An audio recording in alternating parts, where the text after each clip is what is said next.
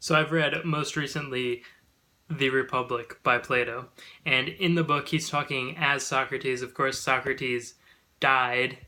He was Plato's teacher, and he never wrote anything down, but Plato did.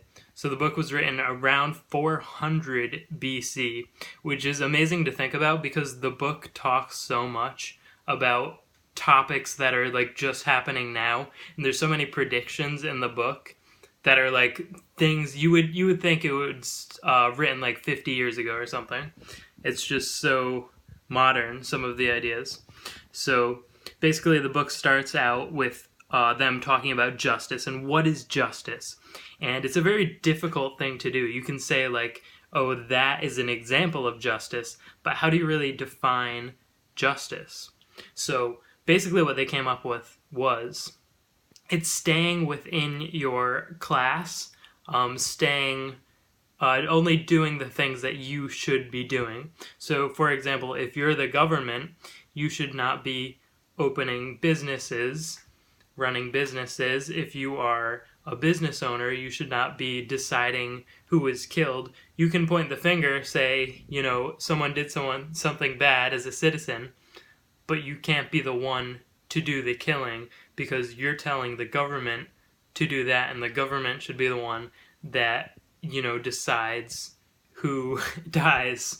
And basically, that is how they determine justice for everything. So, doing what is in your class, that is justice. Now, they talk about different types of governments, such as a democracy. They say that democracy leads to tyranny, and it's sort of like a cycle where all the different governments just lead into other ones, and it pretty much all just leads back to like tyranny and anarchy and all that. And so in the book, they sort of develop their own form of government. Like theoretically, they don't actually do it, but they say like, okay, we're gonna have guardians instead of politicians. So you're gonna like listen to your guardians, and they're gonna be trained, and because it's a guardian, you're going to respect them more. They also have everyone is kind of communally raising the children, and so everyone like from your generation is your brother, your sister. From the generation before yours, everyone is your parent, and you're supposed to treat them as if they're actually your parent, and as far as they know, might as well be. Just checking my notes here, see what else I wanted to bring up.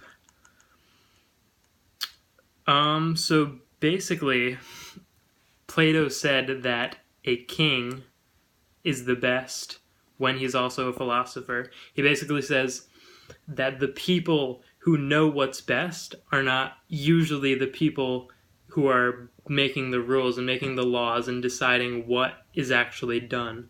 So he said either a king should become a philosopher, or a philosopher should become a king. And it's sort of like he is a philosopher, so, of course, everyone kind of thinks that they know what's best. Except Socrates is known for basically saying that he knows nothing and being extremely humble. And then Plato kind of takes after him. So, if anyone is going to say they can do something, I'd believe him out of anyone, because they're always saying, like, I don't know anything, there's nothing I know, but that's the one thing that he does say he knows, and he thinks he knows best on, is that a philosopher should be a king, whether it's one way or the other. So he complains that in a democracy, the average drone bee, which is basically an ignorant citizen, will just vote for whoever says that they're for the people. And this eventually leads to a leader who is more protected than the people. So you sort of treat a person as a king, even if they're not a king, and then that leads to tyranny because they still need your support, so they're going to hire more people to protect themselves from the public, whereas with a king, it's sort of just like the public already supports them. It's sort of like in a democracy, you have like sort of secretive things that go on, and you're more manipulative, whereas with a kingdom and a monarchy, it's just like if you make a bad decision, Like, okay, but you're not going to lie about it. Like, whatever you say is actually happening. And eventually, if that occurs through a democracy, the leader will eventually be scared of his own friends and even his supporters. He'll want to kill off because, like, what if they can, take his place if they get the people's support, which is not really how it works with a king. With a king, you have to actually kill him. So anyway, those were the main points that I saw in The Republic by Plato. Not exactly a full summary because it is a ridiculously complex book, but I'm not into ridiculously complex things. I like to keep it simple.